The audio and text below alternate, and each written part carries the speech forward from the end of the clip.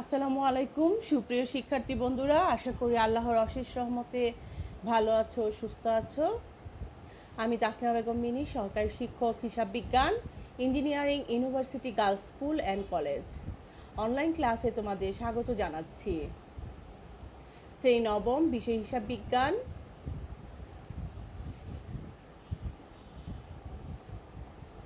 আমাদের আজকে আলোচনার বিষয় হচ্ছে অধ্যায় 10-এ আর্থিক বিবরণী। শিক্ষার্থী বন্ধুরা, আমাদের এই চ্যাপ্টারটি অত্যন্ত গুরুত্বপূর্ণ একটি চ্যাপ্টার, কারণ এখান থেকে ক বিভাগের 2টি প্রশ্ন থাকবে সৃজনশীল এবং সেটি বাধ্যতামূলক। এখানে কোনো অপশন দেওয়া থাকবে না, 2টি প্রশ্ন থাকবে, আমাদের 2টি উত্তর দিতে হবে।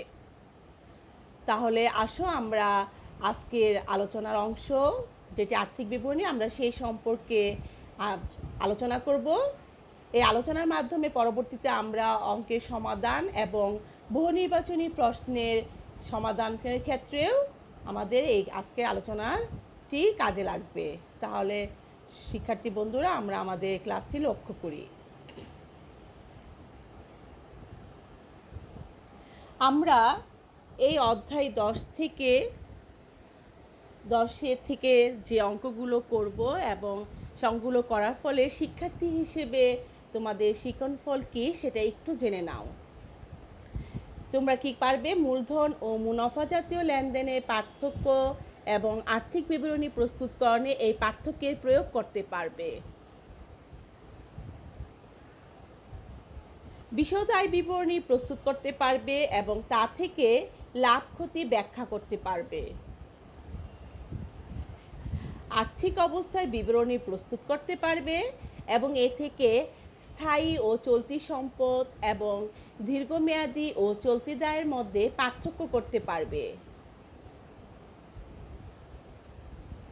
ব্যবসায়ের আর্থিক অবস্থার প্রয়োজনীয়তা ব্যাখ্যা করতে পারবে এবং মূল্যায়নের জন্য হিসাব সংক্রান্ত অনুপাতে অর্থ বুঝতে পারবে। হিসাব সংক্রান্ত অনুপাত যেমন বিক্রয়ের সাথে নিট মুনাফার হার, মূলধনের সাথে নিট মুনাফার হার এবং চলতি সম্পদ ও চলতি দায়ের অনুপাত নির্ণয় ও বিশ্লেষণ করতে পারবে। বিশদ আয় বিবরণী এবং 2 বছরের গুরুত্বপূর্ণ হিসাবের অঙ্কগুলো পাশাপাশি রেখে তুলনা করতে পারবে এবং আর্থিক অবস্থার পরিবর্তন বুঝতে পারবে। শুধু তাই নয়, এছাড়াও তোমরা নগদ ও পণ্য উত্তোলন, নতুন মূলধন নিয়ে আসলে ব্যবসায় মালিক, সেগুলোর ফলে নিট লাভ অথবা ক্ষতি কিভাবে মূলধন হিসেবে পরিবর্তন আনে তা বুঝতে পারবে। কুঋণ ও সন্দেহজনক কুঋণ সঞ্চিতির প্রয়োজনীয়তা উপলব্ধি করে হিসাবভুক্ত করতে পারবে। সম্পদসমূহের অবচয়ের অর্থ, উদ্দেশ্য ও প্রয়োজনীয়তা বুঝে এর হিসাব রাখতে পারবে এবং আর্থিক অবস্থা বিবরণীতে এর প্রয়োগ দেখাতে পারবে।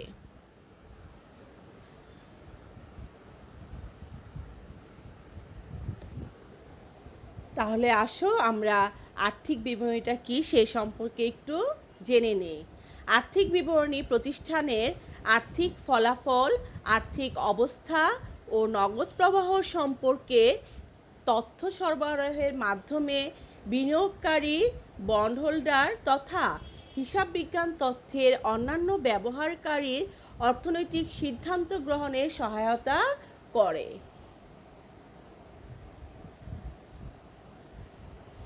ব্যবস্থাপনার দক্ষতা ও সার্বিক অবস্থা মূল্যায়নের অন্যতম ভিত্তি আর্থিক বিবরণী। আন্তর্জাতিক হিসাব মান 1 IAS 1 অনুযায়ী নিম্নরূপ 5 প্রকারের আর্থিক বিবরণী প্রস্তুত করা হয়ে থাকে। লক্ষ্য করো সে 5 ধরনের কি কি। 1 হচ্ছে বিশদ আয় বিবরণী, 2 মালিকানা সত্ত্বে পরিবর্তন বিবরণী, 3 আর্থিক অবস্থার বিবরণী, 4 নগদ প্রবাহ বিবরণী, 5 আর্থিক অবস্থার বিবরণীতে ব্যবহৃত প্রয়োজনীয় নোট ও গুরুত্বপূর্ণ হিসাবের নীতিমালা। শিক্ষার্থী বন্ধুরা, আমরা নবম এবং দশম শ্রেণীতে প্রথম 3টি নিয়ে আমরা অঙ্কের কাজ করে থাকি।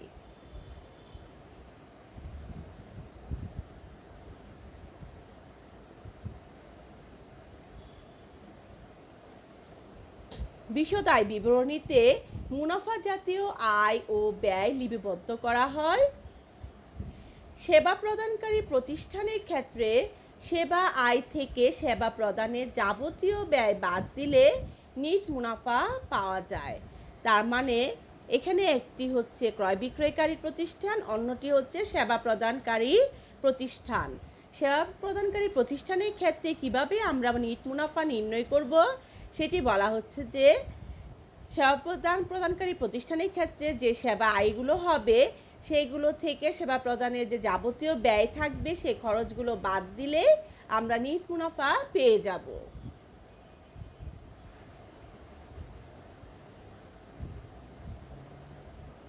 পণ্য ক্রয় বিক্রয়কারী প্রতিষ্ঠানের ক্ষেত্রে পণ্য বিক্রয়লব্ধ অর্থ থেকে বিক্রিত পণ্যের ব্যয় বাদ দিলে আমরা কি পাবো? প্রথম মোট মুনাফা পাবো।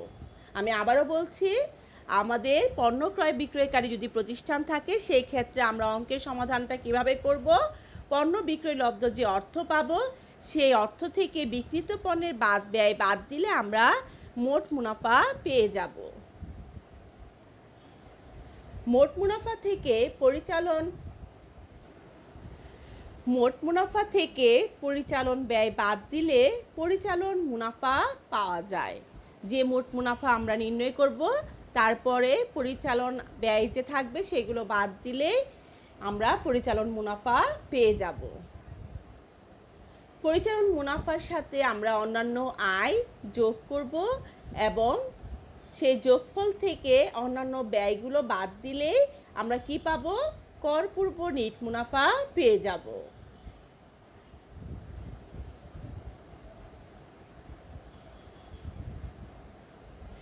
বিশদ আয় বিবরণীর উদ্দেশ্য কি? আমার শিক্ষার্থী বন্ধুরা, আমি সবসময় তোমাদেরকে বলি যে অঙ্কটি যখন করব, কেন করব, কি প্রয়োজন, কি উদ্দেশ্য অর্থাৎ কি গুরুত্ব সেগুলো আমরা জানার চেষ্টা করব। তাহলে কেন করব বিশদ আয় বিবরণী, সেটার উদ্দেশ্যটা কি? তাহলে উদ্দেশ্যগুলো একটু জেনে নেই। বিশদ আয় বিবরণীর মাধ্যমে ব্যবসায়ের নিট লাভ বা ক্ষতি জানা যায়। ব্যবসায়ের মালিক নিট লাভের অতিরিক্ত দাবি করতে পারেন না। ব্যবসায়ের মালিক নিট লাভের অতিরিক্ত অর্থ দাবি করতে পারেন না।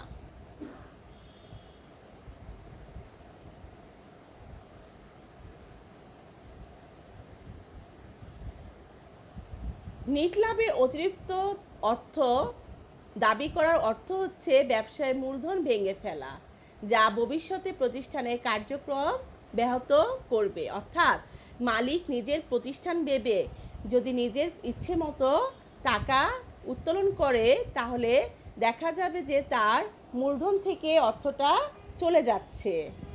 এটাই বলা হচ্ছে যে ব্যবসায়ের মালিক নিট লাভের অতিরিক্ত অর্থ সে কি করতে পারবে না? দাবি করতে পারবে না। যদি অতিরিক্ত অর্থ ব্যবসা থেকে উত্তোলন করে অর্থাৎ নিয়ে যায় তাহলে মূলধন ভেঙে ফেলা হচ্ছে, এটাই বোঝানো হচ্ছে। বিশদ আয় বিবরণীর বিভিন্ন আয় এবং ব্যয়গুলোর বিশ্লেষণ করে ভবিষ্যতে কিভাবে আয় বাড়িয়ে এবং ব্যয় কমিয়ে নিট মুনাফা বাড়ানো যায় তার ব্যবস্থা করা যায়। আমরা কিভাবে বিশদ আয় বিবরণী প্রস্তুত করব সেই প্রস্তুত প্রণালীটি জেনে নেই। হিসাবকাল 1 বছর ধরে সেবা প্রদানকারী প্রতিষ্ঠানের ক্ষেত্রে বছরের সেবা আয় থেকে সেবা প্রদানের যাবতীয় ব্যয় বাদ দিলে নিট মুনাফা বা নিট আয় পাওয়া যায়। পণ্য ক্রয় বিক্রয়কারী প্রতিষ্ঠানের ক্ষেত্রে বিশদ আয় বিবরণী 3টি ধাপে সাজিয়ে প্রস্তুত করা হয়। 3টি ধাপ কি? আসো শিক্ষার্থী বন্ধুরা আমরা সেটি খেয়াল করি। প্রথম হচ্ছে নিট বিক্রয় থেকে বিক্রিত পণ্যের ব্যয় বাদ দিয়ে মোট মুনাফা নির্ণয় করতে হবে। দ্বিতীয় ধাপটি হচ্ছে মোট মুনাফা থেকে পরিচালন ব্যয় বাদ দিলে পরিচালন মুনাফা নির্ণয় করা হয়।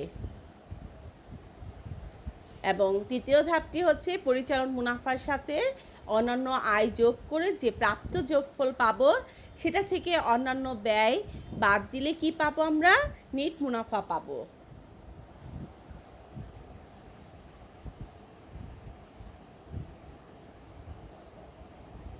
আর্থিক বিবরণী প্রস্তুতকরণে হিসাব বিজ্ঞানের কিছু নীতিমালা রয়েছে। সেই নীতিমালার কিভাবে প্রয়োগ ঘটে আমরা সেগুলো এখন আলোচনা করব, কারণ এই নীতিমালার উপর ভিত্তি করে আমরা আমাদের হিসাব বিজ্ঞানের লেনদেনগুলো কী করে থাকি, লিপিবদ্ধ করে থাকি। তাহলে শিক্ষার্থী বন্ধুরা তোমরা লক্ষ্য করো, ব্যবসায়িক সত্তা নীতি। মিস্টার রাশেদ 1 লাখ টাকা নিয়ে ব্যবসা শুরু করেন। তাহলে কি হচ্ছে, নগদান হিসাব ডেবিট, মূলধন হিসাব ক্রেডিট। ডেবিট এবং ক্রেডিটে টাকার পরিমাণ কি থাকবে, সমপরিমাণ থাকবে 1 লক্ষ টাকা। এই লেনদেনটির ফলে কি হচ্ছে, মালিকানা সত্ত্বের পরিমাণ বৃদ্ধি পাচ্ছে। মিস্টার রাশেদ নিজ প্রয়োজনে ব্যবসা হতে 5,000 টাকা উত্তোলন করেন। উত্তোলন হিসাব ডেবিট, নগদান হিসাব ক্রেডিট। উভয় দিকে কি হচ্ছে, ডেবিট এবং ক্রেডিট টাকার সমপরিমাণ অর্থাৎ 5,000 টাকা। এই লেনদেনটির ফলে কি হচ্ছে, মালিকানা সত্ত্বের পরিমাণ হ্রাস পাচ্ছে। এটা কিসের উপর ভিত্তি করে আমরা এই লেনদেনগুলো লিপিবদ্ধ করছি, ব্যবসায়িক সত্তা নীতির উপর। তার মানে হচ্ছে ব্যবসা এবং মালিককে কি ধরা হয়, আলাদা সত্তা হিসাবে চিহ্নিত করা হয়। এই জন্য মালিক যখন মূলধন নিয়ে আসে তখন মালিকানা সত্ত্বের পরিমাণ বেড়ে যায়, আবার মালিক যখন ব্যক্তিগত প্রয়োজনে কোনো কিছু কারবার থেকে উত্তোলন করে তখন মালিকানা সত্ত্বের পরিমাণ কমে যায়।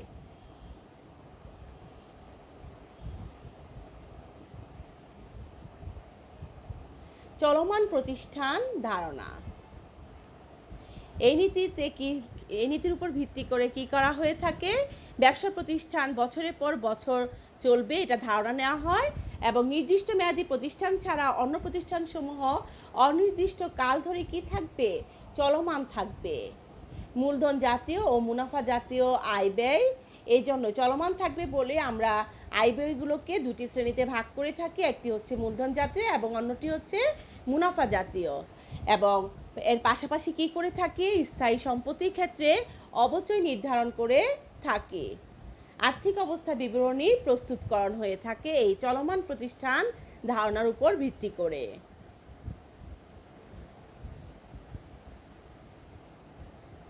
হিসাবকাল ধারণা। ব্যবসা প্রতিষ্ঠান বছরের পর বছর চলবে, তাই প্রতিষ্ঠানের অনন্ত আয়ুষ্কালকে ক্ষুদ্র ক্ষুদ্র সমান অংশে ভাগ করে নেওয়া হয়। এক একটি ভাগকে কি বলা হয়, হিসাবকাল। এবং আমরা এই আর্থিক বিবরণীতে হিসাবকাল সাধারণত ধরে থাকি কি, 1 বছর। হিসাবকাল সাধারণত 1 বছর মেয়াদি হয়, তাই প্রতি বছরই আর্থিক অবস্থা জানার জন্য বিশদ আয় বিবরণী ও আর্থিক অবস্থা বিবরণী প্রস্তুত করতে হয়।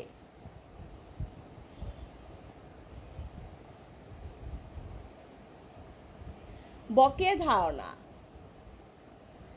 আয় বিবরণী শুধু নগদ প্রাপ্তি ও নগদ প্রদানের উপর ভিত্তি করে প্রস্তুত হয় না, বকেয়া ধারণার উপর ভিত্তি করে বিশদ আয় বিবরণী প্রস্তুত করা হয়। প্রদত্ত খরচের সাথে বকেয়া খরচ এবং প্রাপ্ত আয়ের সাথে প্রাপ্য আয় যোগ করে বিশদ আয় বিবরণীতে দেখানো হয়। শিক্ষার্থী বন্ধুরা খেয়াল করো উদাহরণটি, রেওয়া মিলে বেতন 10,000 টাকা, 10 মাস সমন্বয়ে 2 মাসের বেতন বকেয়া রয়েছে। এই ক্ষেত্রে কি, বেতন 10,000 টাকা, বকেয়া বেতন তাহলে কি হচ্ছে, আমরা হিসাবকালের আগে বলেছি 12 মাস ধরা হয় 1 বছর, তার মানে 10,000 টাকা 10 মাসে 10 দিয়ে ভাগ করলে আমরা 1 মাসের ভাড়া পাবো, তাহলে কত, 1,000 টাকা। তাহলে 2 মাসের কত হচ্ছে, 2,000 টাকা। এই 2,000 টাকা কি আছে, বকেয়া রয়ে গেছে। তার মানে এই টাকাটা আমাদের হিসাবকাল এবং ধারণা নীতি অনুযায়ী আমরা দেখাবো কত খরচ, 12,000 টাকা। দুঃখিত, রেওয়া মিলে বেতন 10,000 টাকা, 10 মাস সমন্বয় 2 মাসের বেতন বকেয়া রয়েছে। তার মানে আমাদের হিসাবকাল হচ্ছে কত, 1 বছর 12 মাস। তাহলে এখানে 10 মাস আরও 2 মাসে কি রয়েছে, বকেয়া রয়েছে। তাহলে বেতন দেখো 10,000 টাকা, 10 মাস দিয়ে ভাগ করলে প্রতি মাসে বেতন হবে কত, 1,000 টাকা। 2 দিয়ে গুণ করলে পাবো কত, 2,000 টাকা বকেয়ার পরিমাণ। তাহলে আমাদের মোট বেতন বাবদ খরচ কত দেখাতে হবে, 12,000 টাকা। অগ্রিম আয় ও ব্যয়কে সংশ্লিষ্ট হিসাব খাত থেকে বাদ দিয়ে দেখানো হয়।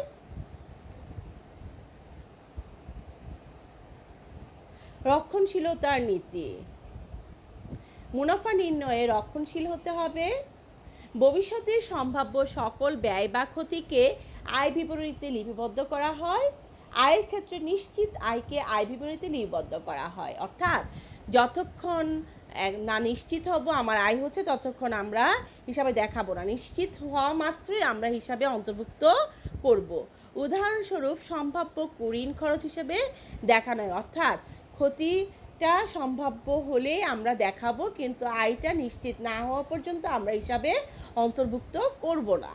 উদাহরণস্বরূপ সমাপনী মজুদের বাজার মূল্য ক্রয় মূল্যের চেয়ে বেশি হলেও সেটি দেখানো হয় না, বরং যেটি কম সেই মূল্যই দেখানো হয়। তার মানে এটি আমরা রক্ষণশীলতা নীতির উপর ভিত্তি করে আমরা হিসাব লিপিবদ্ধ করে থাকি। ক্রয় মূল্য নীতি। স্থায়ী সম্পদসমূহ যে মূল্যে ক্রয় করা হয় সেই মূল্যে কি হয় দেখানো হয়, বাজার মূল্যে দেখানো হয় না, কারণ স্থায়ী সম্পদ বিক্রির জন্য নয় বরং দীর্ঘকাল ব্যবসায় ব্যবহারের জন্য ক্রয় করা হয়। ক্রয় মূল্য বলতে সম্পত্তি অর্জনে প্রদত্ত অর্থ ব্যবহার উপযোগী করার জন্য আনুষঙ্গিক খরচ উভয়কে বোঝায়, অর্থাৎ আমরা যে সম্পত্তি কিনবো সেই কেনার সময় থেকে শুরু করে পরিবহন খরচ, সংস্থাপন ব্যয়, যাবতীয় খরচ যোগ করে ওই সম্পত্তির মূল্য নির্ণয় করা হয়ে থাকে। উদাহরণস্বরূপ মেশিন ক্রয় 1 লাখ টাকা, পরিবহন খরচ 1000 টাকা, মেশিন সংস্থাপন ব্যয় 4000 টাকা। এক্ষেত্রে কি হবে, মেশিনটি ক্রয় মূল্য 1 লক্ষ টাকার সাথে পরিবহন খরচ 1000 টাকা এবং মেশিন সংস্থাপন ব্যয় 4000 টাকা যোগ করে মেশিনের ক্রয় মূল্য হবে 1,05,000 টাকা।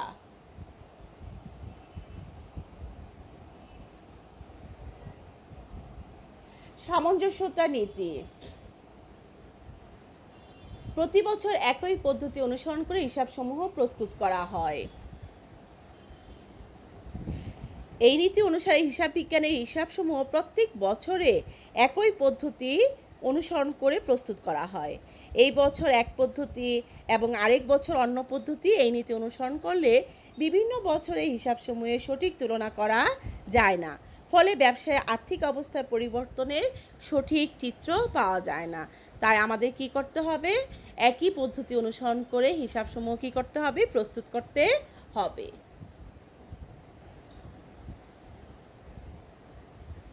বস্তুনিষ্ঠতা ধারণা।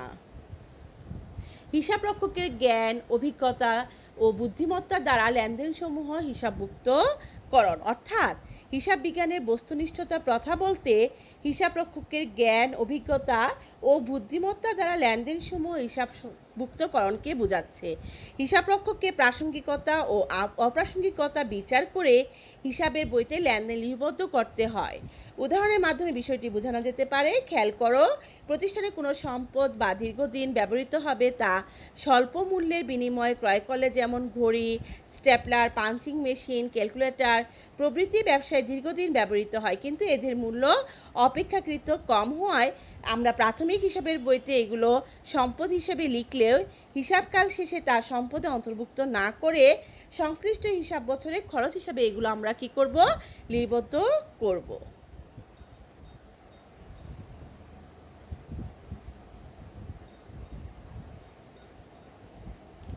তাহলে শিক্ষার্থী বন্ধুরা, আমি আজকে অধ্যায় 10-এর যে বিষয়বস্তু নিয়ে আলোচনা করেছি, আমরা পরবর্তী ক্লাসে এর আলোকে অঙ্কগুলো সমাধান নিয়ে আলোচনা করব।